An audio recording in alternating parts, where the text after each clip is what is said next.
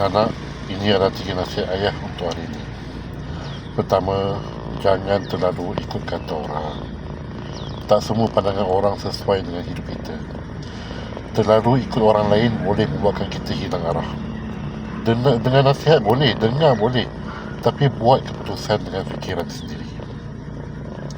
Kedua, belajar untuk konsisten walaupun sedikit. Perubahan besar datang dari usaha yang kecil yang berterusan. Jangan tunggu semangat tinggi baru nak mula.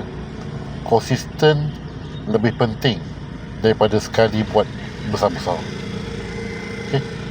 Dan akhir sekali, anak-anak, jangan lupa tujuan hidup. Hidup bukan sekadar rutin harian tanpa arah. Sentiasa ingat apa yang kita mahu capai.